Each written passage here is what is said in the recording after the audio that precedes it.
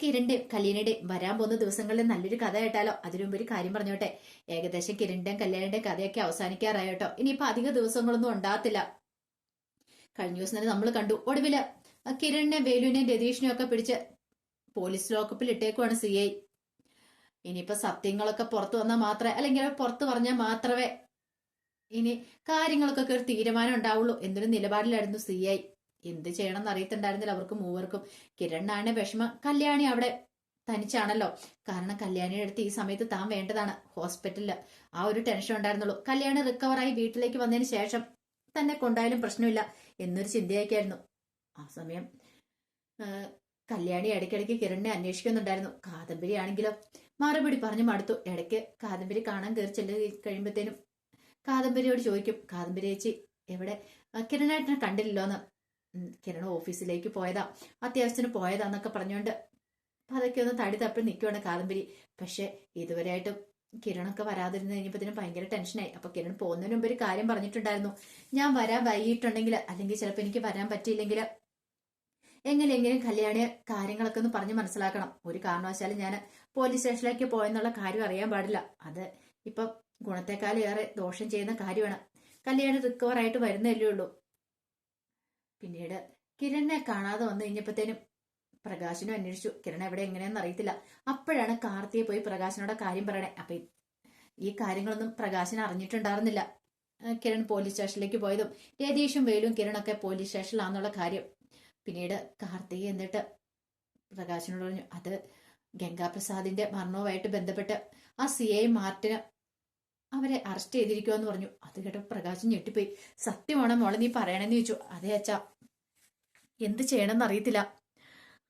ഇനിയിപ്പൊ അവരെ ഇറക്കണമെങ്കിൽ നല്ലൊരു വക്കീലിനെ ഏർപ്പാടാക്കേണ്ടി വരുമെന്ന് പറഞ്ഞു.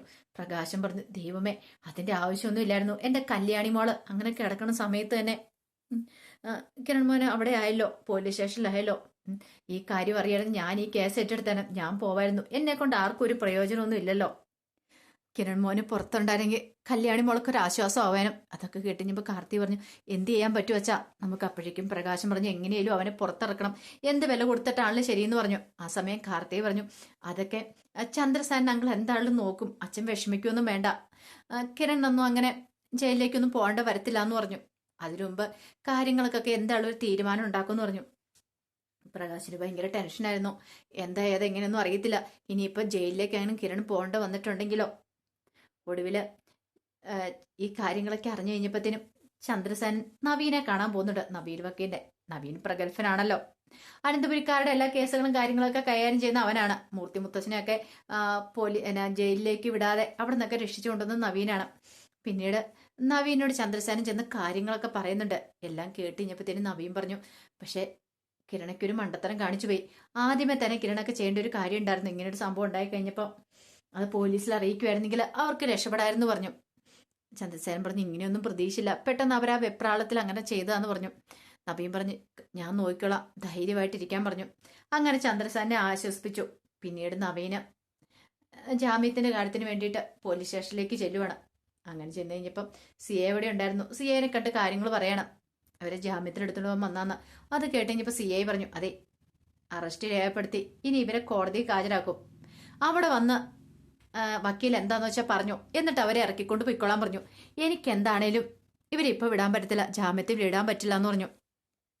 അത് കേട്ടപ്പോൾ നവീൻ പറഞ്ഞു, അല്ല സാറേ, അതിന് മാത്രം തെളിവുകളും കാര്യങ്ങളൊന്നും ഇവരുടെ ഭാഗത്ത് കിട്ടിയിട്ടില്ലോ എന്ന് പറഞ്ഞു. തെളിവുകൾ കിട്ടിയിട്ടില്ലെങ്കിലും കുറ്റം സമ്മതിച്ചവരൊക്കെ ഈ കൂടെ ഉണ്ടെന്ന് പറഞ്ഞു. നവീൻ പറഞ്ഞു, എനിക്ക് അവരെ ഒന്ന് കാണണം, സംസാരിക്കണം എന്നൊക്കെ പറഞ്ഞു. പിന്നീട് കിരണിനോടും അവരോടൊക്കെ പോയി സംസാരിക്കുന്നുണ്ട്. സംസാരിക്കുന്ന സമയത്ത് നവീൻ പല കാര്യങ്ങളും ചോദിച്ച് മനസ്സിലാക്കുന്നുണ്ട്. നവീനോട് കിരൺ ഉള്ള സത്യങ്ങളൊക്കെ തുറന്നു പറയണം, എന്താ ഏതാ സംഭവിച്ചെന്നൊക്കെ. പക്ഷെ ആരാ തലക്കടിച്ചെന്നുള്ള കാര്യം അവർക്കും അറിയില്ല. തിരിച്ചു വന്നു കഴിഞ്ഞപ്പോൾ മരിച്ചു കിടക്കുന്നതാണ് കണ്ടത്. അത് കേട്ടുകഴിഞ്ഞപ്പോൾ നവീൻ ഒരു കാര്യം മനസ്സിലായി, ഇതിന്റെ പിന്നിൽ വേറെ ഏതോ ഒരു കൊലയാളിയുണ്ട്, വേറെ ആരോ ആണ് ചെയ്തിരിക്കുന്നത് എന്നൊരു തോന്നലുണ്ട്. ഒരു പക്ഷെ കല്ലില് തലയടിച്ച് വീണുകൊണ്ടാണോ മരണപ്പെട്ടെ, അതും പറയാൻ പറ്റില്ല. പക്ഷെങ്കില് കിരൺ അല്ല കൊന്നിരിക്കുന്നത്. കിരൺ വന്നു കഴിഞ്ഞപ്പോ രക്തം വാർന്നു കിടക്കുന്ന കാഴ്ചയാണ് കണ്ടത്. നവീൻ പറഞ്ഞു, പേടിക്കണ്ട, എന്നാണ് കേസ് കോടതിയിലെത്തട്ടെ, എന്നെ കൊണ്ട് പറ്റുന്ന എന്താന്ന് വെച്ചാൽ ഞാൻ ചെയ്യാം, ധൈര്യമായിട്ടിരിക്കുക, നമുക്ക് ജാമ്യം എടുക്കാം എന്നൊക്കെ ഇങ്ങനെ പറയുന്നുണ്ട്. അതേ സമയത്ത് സരു ഈ കാര്യങ്ങളൊക്കെ അറിഞ്ഞു. കിരൺ പോലീസ് ലോക്കപ്പിലാണ്. അത് മാത്രമല്ല ഗംഗാപ്രസാദിന്റെ മരണവുമായിട്ട് ബന്ധപ്പെട്ടാണ്. അതറിഞ്ഞു കഴിഞ്ഞപ്പോഴത്തേനും സരുവിന് സഹിക്കാൻ പറ്റിയില്ല. സരു പിന്നീട് താരയെ പോയി കാണുവാണ്. താരയോട് പറഞ്ഞു, അവള് എല്ലാത്തിനും കാരണം അവൾ ഒറ്റയൊരുത്തിയാ, അവള് കാരണം ഈ പ്രശ്നങ്ങളൊക്കെ ഉണ്ടായിരിക്കുന്നേ. അത് കേട്ടപ്പോ താര പറഞ്ഞു, അതിന് കല്യാണി മോള് എന്ത് തെറ്റ് ചെയ്തിട്ടാ? കല്യാണി മോളിൽ തെറ്റും ചെയ്തില്ല. പിന്നെ കല്യാണി മോള് എങ്ങനെയെങ്കിലും ഞാൻ അവനെ സ്വന്തമാക്കണമെന്ന് കരുതി ഇരിക്കുമായിരുന്നു. അപ്പോഴാണ് ഈ വയ്യാവേലി വന്നിരിക്കുന്നത്. ഇനി ഞാൻ എന്ത് ചെയ്യും? ഒരു പക്ഷേങ്കില് കോടതി അവനെ ശിക്ഷിക്കുവാണെങ്കിൽ, അവൻ ജയിലിലേക്ക് എങ്ങാനും പോയിട്ടുണ്ടെങ്കിൽ പിന്നെ ഞാൻ എന്ത് ചെയ്യും? പിന്നെ ഞാൻ ജീവിച്ചിരുന്നിട്ട് കാര്യമില്ല. എനിക്ക് അവനെ സ്വന്തമാക്കാൻ പറ്റിയില്ലെങ്കിൽ.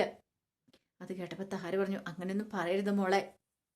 കല്യാണി പാവല്ലേ? കല്യാണി പാവം. അവളൊന്നും മരിച്ചു കിട്ടിയാൽ മതിയായിരുന്നു. അവൾ മരിക്കുമായിരുന്നു, എനിക്ക് പകുതി സമാധാനം ഉണ്ടായിരുന്നു. ഞാൻ എങ്ങനെയെങ്കിലും ഞാൻ കിരണിനെ രക്ഷിച്ചേണമെന്ന് പറഞ്ഞു. പക്ഷെ അവളും മരിച്ചിട്ടില്ലല്ലോ. അധികം വൈകാതെ കണ്ടു അവളെ ഞാൻ തീർക്കൂന്ന് പറഞ്ഞു. താരയ്ക്ക് ഭയങ്കര ടെൻഷനായി. ഇനിയെങ്ങാനും സരിയു പറയുന്ന പോലെ തന്നെ കാര്യങ്ങളൊക്കെ ചെയ്യുവോ എന്നൊരു ചിന്തയൊക്കെ ആയിരുന്നു മനസ്സിലുണ്ടായിരുന്നേ. അപ്പൊ കിരണിനെ 2 ദിവസമായിട്ട് കാണാതെ വന്നു കഴിഞ്ഞപ്പോഴത്തേനും കല്യാണിക്ക് ടെൻഷനായി. എന്താ ഏതാ എങ്ങനെയാന്ന്. അപ്പൊ ഇന്നലെയും കണ്ടില്ല, പിന്നെ ഇന്ന് രാവിലെ ഒന്നും കണ്ടിട്ടില്ല. ഇനി കിരണിന് വല്ല ആപത്ത് സംഭവിച്ചിട്ട് ഇവര് പറയാതിരിക്കുന്നതാണോ എന്നൊരു ചിന്തയൊക്കെ. കാദംബരി വന്നു കഴിഞ്ഞാൽ കാദംബരിയോട് വീണ്ടും ചോദിക്കുന്നുണ്ട്. കാദംബരിക്ക് അതിന് വ്യക്തമായിട്ടൊരു മറുപടി പറയാനില്ലായിരുന്നു. പോലീസ് ലോക്കപ്പിലാണ്. കോടതി ഹാജരാക്കിയാലോ ജാമ്യം കിട്ടുമോ എന്ന് പോലും അറിയത്തുള്ളൂ. അങ്ങനെ ഒടുവില് പോലീസ് സ്റ്റേഷനിൽ നിന്ന് നേരെ കോടതിയിലേക്ക് കൊണ്ടുപോവാണ്. അപ്പൊ നവീൻ അവിടെ ഹാജരായിട്ടുണ്ടായിരുന്നു. അങ്ങനെ നവീൻ അവർക്ക് വേണ്ടിയിട്ട് വാദിക്കുന്നുണ്ട്.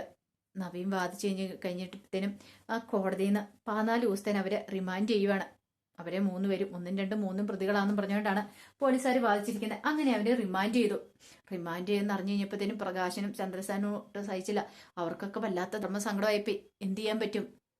ഇനിയിപ്പം ഇവർ കുറ്റക്കാരാന്ന് തെളിഞ്ഞിട്ടുണ്ടെങ്കിൽ നേരെ ജയിലിലേക്ക് പോകേണ്ടി വരും. ജാമ്യം പോലും കിട്ടിയില്ല. അപ്പൊ ആ ഒരു ടെൻഷനും കാര്യങ്ങളൊക്കെ അവർക്കുണ്ടായിരുന്നു. പ്രകാശൻ ആകപ്പാടെ വിഷമത്തോടുകൂടിയാണ് പോരുന്നത്. കല്യാണിയെ എങ്ങനെ ചെന്ന് ഫേസ് ചെയ്യണമെന്ന് പോലും അറിയത്തില്ല. ഇതറിഞ്ഞു കഴിഞ്ഞപ്പോൾ കല്യാണിക്ക് താങ്ങാൻ പറ്റുമോ? ഒടുവിൽ പ്രകാശൻ കല്യാണിയെ കാണാൻ പോകുന്നുണ്ട്. അങ്ങനെ കല്യാണിയെ കണ്ട് കല്യാണിയുടെ കാര്യങ്ങൾ പറയാണ്. കല്യാണി ഇനി മറച്ചു വെച്ചിട്ട് കാര്യമില്ലെന്ന് മനസ്സിലായി. 14 ദിവസം കാണാതിരിക്കുമ്പോഴത്തേനും കല്യാണിക്ക് സ്വാഭാവികമായിട്ടും സംശയങ്ങളും കാര്യങ്ങളൊക്കെ ഉണ്ടാവുമല്ലോ. അങ്ങനെ ഒടുവിൽ കല്യാണിയുടെ നിന്ന് കാര്യങ്ങൾ പറഞ്ഞു. മോള് വിഷമിക്കൊന്നും വേണ്ട. എന്താണെങ്കിലും ഇനി കിരൺ ഉറപ്പായിട്ടും പുറത്തിറങ്ങും. ഈ അച്ഛനെ പറയുന്ന, അച്ഛൻ വാക്ക് പറയുന്നാന്ന് പറഞ്ഞു. അങ്ങനെ ഒടുവിൽ നവീനെ കാണാനായിട്ട് പ്രകാശം പോകുന്നുണ്ട്. അങ്ങനെ പ്രകാശം പോയിട്ട് നവീനോട് കുറെ കാര്യങ്ങളൊക്കെ പറയുന്നുണ്ട്. ഞാനാണത് ചെയ്തേ, ഞാനാണ് അവന്റെ തലക്കടിച്ചു കൊന്നേ, അവരെല്ലാം നിരപരാധികളാണ് എന്നൊക്കെ ഇങ്ങനെ പ്രകാശം പറയാണ്. അത് കേട്ട് കഴിഞ്ഞപ്പോഴത്തേനും ശരിക്കും നവീൻ വരെ ഞെട്ടിപ്പോയി. നവീൻ ചോദിച്ചു, സത്യമാണോ അങ്കളെ പറയണമെന്ന് ചോദിച്ചു. അതെ ഞാനാന്നൊക്കെ ഇങ്ങനെ പ്രകാശം പറഞ്ഞു. കാരണം കിരണിനെ എങ്ങനെയാലും പുറത്തിറക്കണം. പ്രകാശന് പുറത്തിറക്കാതെ പറ്റില്ലല്ലോ. ഇനിയിപ്പം അകത്ത് കിടന്നിട്ടുണ്ടെങ്കിൽ കല്യാണിന്റെ അവസ്ഥ എന്തായിരിക്കും? അത് മാത്രമല്ല കിരൺ ഒരിക്കലും ജയിലിൽ കിടക്കേണ്ടവനല്ല. തന്റെ ജീവിതം ഏകദേശം തീരാറായി. അവൻ ജീവിതം തുടങ്ങിയിട്ടുള്ളൂ. ആ സമയത്ത് ജയിലിൽ പോയിട്ടുണ്ടെങ്കിലോ, കാരണം കൊടും ക്രിമിനലൊക്കെയാണ് ഗംഗാപ്രസാദ്. പക്ഷെ എങ്കില് ഒരാളെ കൊല്ലാനുള്ള റൈറ്റ്സും കാര്യങ്ങളും ആർക്കും ഇല്ലല്ലോ. അപ്പൊ അതിനുള്ള ശിക്ഷ അനുഭവിക്കേണ്ടതായിട്ട് വരിക തന്നെ ചെയ്യും. അങ്ങനെ നവീനോട് കാര്യങ്ങളൊക്കെ പറയാ. ഒടുവിൽ എന്ത് ചെയ്തു? വീണ്ടും കോടതി കൂടുന്ന സമയത്ത് നവീൻ വാദിക്കുകയാണ്. പിന്നീട് അവരൊക്കെ ഇതിനകത്ത് നിരപരാധിയാണ്, പ്രകാശനാണ് ഇത് ചെയ്തതെന്ന് അങ്ങനെ പറയുവാണ്. എല്ലാം കേട്ട് കഴിഞ്ഞപ്പോഴത്തേനും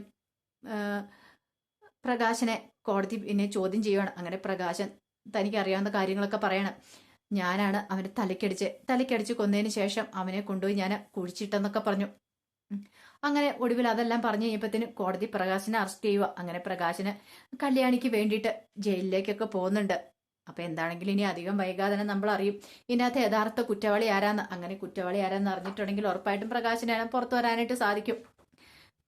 കിരണല്ല എന്ന് മനസ്സിലായതിനു ശേഷമാണ് കോടതി അവരെ വെറുതെ വിട്ടിരിക്കുന്നത്. എന്തായാലും കിരണിന് കല്യാണിന്റെ അടുത്തേക്ക് വരാൻ പറ്റി. പക്ഷെ ഇതിന്റെ യഥാർത്ഥ കൊലയാളി ഇപ്പോഴും മറിഞ്ഞിരിക്കുവാണല്ലോ. അയാൾക്ക് പുറത്തു വന്നല്ലേ മതിയാവുള്ളൂ. അതാരാ എന്താന്ന് അറിയില്ല. ഒരു പക്ഷേ മനോഹരായിരിക്കാം. ഇനിയിപ്പൊ പ്രകാശനാണൊന്നും പറയാൻ പറ്റില്ല. കാരണം പ്രകാശന് നല്ല വൈരാഗ്യം ഉണ്ടായിരുന്നു. തന്റെ ഭാര്യയെ കൊന്നവനാണ്. അതുപോലെ തന്നെ തന്റെ മോളെയൊക്കെ ഇല്ലാതാക്കാൻ ശ്രമിച്ചവനാ. അപ്പൊ അവനെ വെറുതെ വിടുവോ? എന്താണെങ്കിലും പ്രകാശ് കിരണിനെ രക്ഷിക്കുന്നുണ്ട്. അപ്പൊ അതിന്റെ നല്ല നല്ല വിശേഷങ്ങളൊക്കെയാണ് നമ്മൾ കാണാനായിട്ട് പോകുന്നത്. ഇനിയിപ്പോ കൂടി വന്നിട്ടുണ്ടെങ്കിൽ 1-2 ആഴ്ച കാണത്തുള്ളൂ. അതിനുള്ളിൽ തന്നെ നമ്മുടെ കഥ എങ്ങനെ അവസാനിക്കാൻ പോവാട്ടോ. അപ്പൊ ആ വിശേഷങ്ങൾക്കായി നമുക്ക് എല്ലാവർക്കും കാത്തിരിക്കാം. ഒരിക്കൽ കൂടി എല്ലാവർക്കും ശുഭരാത്രി നേർന്നുകൊണ്ട് നിർത്തുന്നു. നന്ദി.